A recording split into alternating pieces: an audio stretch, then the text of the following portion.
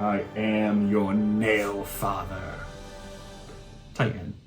It's funny, I promise. Hello, my children! I have returned from a galaxy far, far away to bring you a new swatching video. Mooncat just released their new Star Wars collab collection consisting of 7 polishes, most of them being magnetic, but there's also some extra surprises in there as well. I know I won't be able to appreciate these as much as people who are lifelong Star Wars fans, because all I really know about Star Wars is what happens in the Disney parks and the Star Wars game pack in The Sims 4. Without further ado, let's get into the swatching.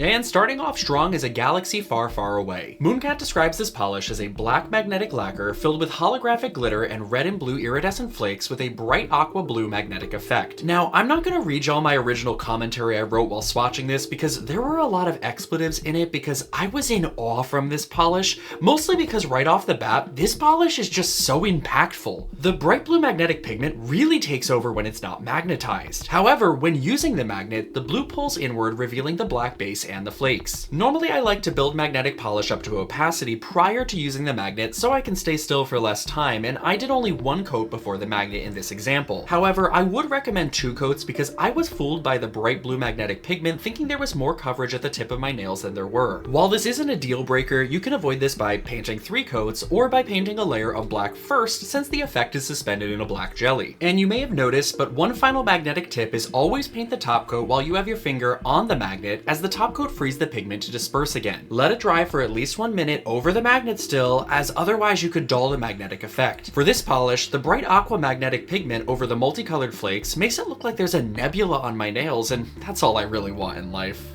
Next up, we have one of my new favorites, Star Destroyer. The brand describes this as an icy blue silver metallic flaky lacquer jam-packed with silver metallic flakies and micro holographic glitter. Once again, I'm not gonna read y'all my initial notes on this because I just got into the YouTube partner program and I don't want to lose that, so let that be evidence enough for how much I love this polish. It's definitely because it reminds me of Holo Taco's frosted metal formula, which is my favorite formula they ever make. You'll see it in the comparisons, but they're not identical, but they have the same effect of making a violently shiny metal look on the nail. Mooncat did specifically note that this is a thicker formula due to the amount of flakies, so I painted it in 3 coats in this video. Because this is my favorite, I painted it also on my pinky and thumb, and I was impatient and did only 2 coats that were a little too thick, and that's why they don't have the same density of shine as you see here. And speaking of shine, I noticed that this was creating a reflection on nearby surfaces, so I just had to show that off.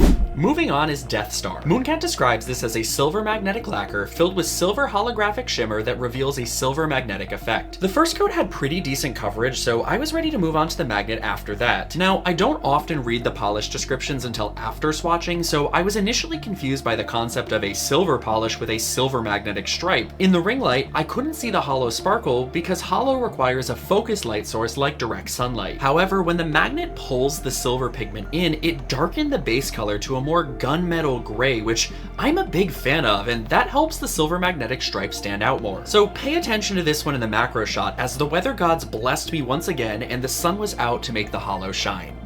And here are the first 3 polishes. These looked nice before, but with better lighting, my goodness, these are stunning, as the blue stripe in Galaxy Far, Far Away somehow got even brighter. And this was also the moment that I learned that Death Star is holographic, though I will say my top pick is still Star Destroyer because I always want my nails to be so bright and shiny they could blind somebody, and that satisfies that urge, which is why I put it on my other 2 fingers in the first set.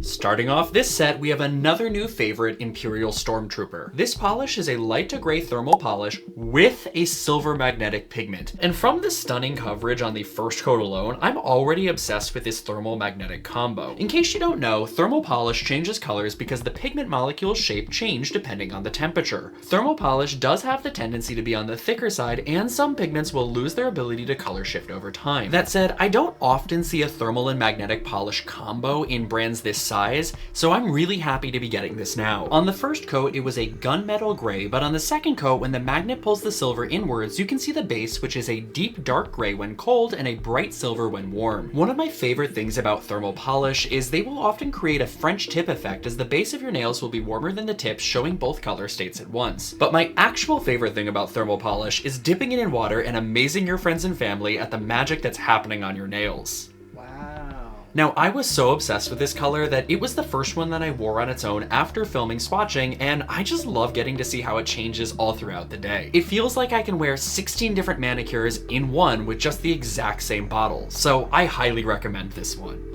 Moving on, there's Scum and Villainy. The brand describes this as a dark brown magnetic lacquer filled with bronze-colored flakies that reveals a silver-pink magnetic effect. A reoccurring theme of this collection is the amazing coverage on just the first coat, so I did one regular coat and one magnetic coat. I'll talk more about this in the comparisons, but I love me a brown magnetic polish, and this one does not disappoint. On magnetized, it has a nice textured pink bronze color, but when the magnet is applied, the deep brown base layer is revealed and you can see the bronze flakies better. And I know my Star Wars knowledge is limited, but I feel like this one really emphasizes the style within the Star Wars universe where there's futuristic technology, but it's clearly used in a little grungy. This is a nice departure from the rest of the collection, which fits the clean and sterile aesthetic of the future.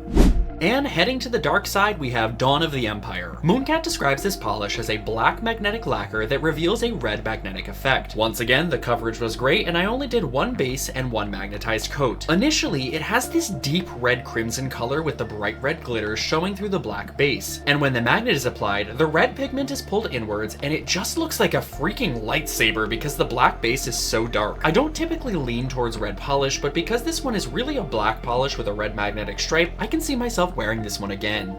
And finally, we have Lord Vader. The brand describes this as a red magnetic lacquer filled with a red shimmer that reveals a silver magnetic effect. Unmagnetized, this is super deceptive as it looks like a pink beige polish, which is also why I was stunned by the coverage, as lighter colors typically have poorer coverage. I think this is because the jelly base is a very saturated red that was only revealed when I applied the magnet on the second coat. Magnetized, the pink beige vanishes entirely, and the red base shows clearly under a bright silver magnetic stripe. I think for this transformation alone, I can respect this polish, but it's not my favorite, not only because it's red, but I can't not see candy cane while wearing it because the silver almost looks white in some lighting.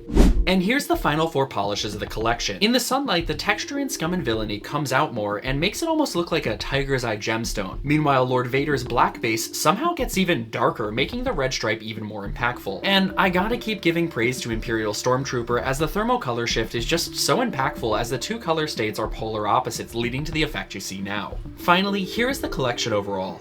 I think it's a really interesting color story with a mostly red-silver approach, with some oddballs like Galaxy Far Far Away or Scum and Villainy standing out, yet still being harmonious with the common magnetic effect. Now that you've seen everything, let me know what you think of these polishes and the collab overall. Honestly, Mooncat just really pops off with their collabs, as they've done Nightmare Before Christmas, Alice in Wonderland, Hocus Pocus, or Powerpuff Girls to name a few. I kinda love how extra this box is, though I have no idea where I'm going to display it because my shelf is very full. Use the Force!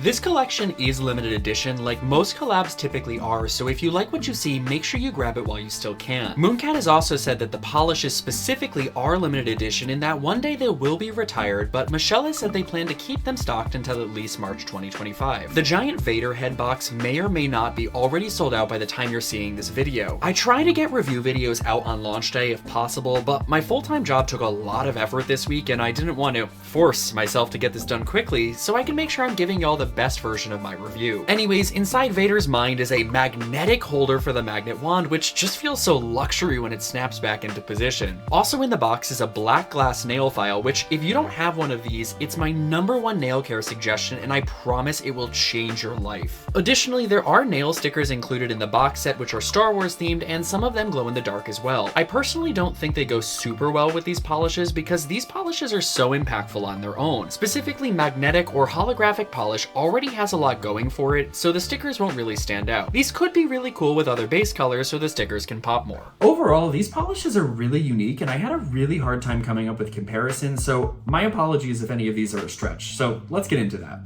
I started with the hardest one, which was A Galaxy Far Far Away. I compared the closest to Mooncat's Dark Night of the Soul. In the bottles, they had... Oh, let me brush off that Titan for really quick. They had similar base colors, but they're not really alike. This polish was probably the most difficult one to find a comparison for because the magnetic pigment is such a bright blue, and the base polish is filled with so much stuff, just making it so unique. And on the nail, I know they don't look super alike, so let's just move on. I promise the other ones are better. Next up is Star Destroyer, which I compared to Holo Taco's Silver Frosted Metal gift receipt. Now, one thing I want to note is that my bottle of gift receipt is old because I got it when the Frosted Metals were originally released 4 years ago. As such, my bottle has changed colors to more of a tarnished metal look. I will say the photo of gift receipt on Holo Taco's website does look more similar, but Star Destroyer is different because it has a different size flake and the blue jelly base. Because the flakes are smaller in gift receipt, it leads to a more uniform shine, but I will say that the shine is brighter overall in Star Destroyer, and they're not dupes at all. Death Star was compared to other silvery colors in my collection. First up is Holo Taco's Circuit Breaker, which is a silver linear holo which matches the base silver holo of Death Star. I will say Circuit Breaker is brighter, likely due to the deeper base of Death Star, which is why I also put it next to Outlaw Country, also by Mooncat. And while the only real similarity between these two polishes is that they're both metallic gray bases, I included Outlaw Country because this is one of my favorite Mooncat polishes, and I'm going to take every chance I can to show it off.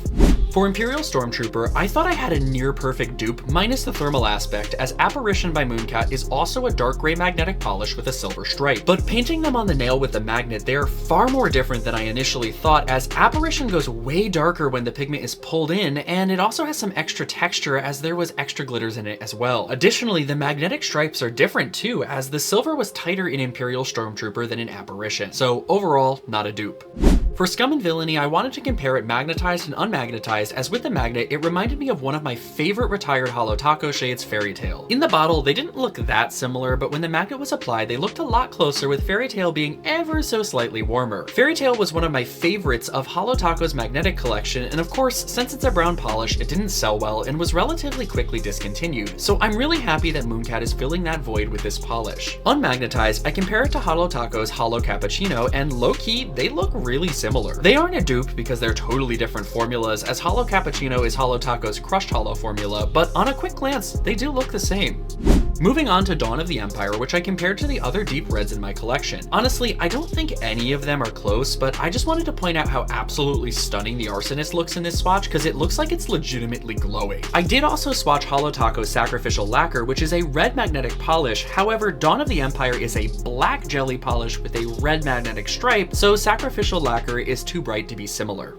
Finally, when I saw Lord Vader unmagnetized, I first thought of Haute Couture by Holo Taco. These two polishes are strikingly pretty similar in terms of color tone, but they do have noticeable texture differences due to the differences in their formula. However, I wouldn't call them dupes at all, because the only reason why Lord Vader has a pink tone is because the silver magnetic pigment has dispersed throughout the polish when it's not magnetized. The moment you apply the magnet, however, it's very clear that this is a red polish with silver in it. So overall, this collection feels really unique, specifically because of the combination of polishes that are included and the overall color story. While Mooncat's last collection also featured magnetic polishes, I think that this one fits a lot better for the overall theme of the collab. What are you trying to say? Using the Force, bringing the magnet, the Force, with the magnetic, the Force. I do have some new favorite polishes. Special shout out to Imperial Stormtrooper and Star Destroyer. And one last thing I noticed while making this video is somehow Mooncat managed to make a clearly Star Wars inspired collection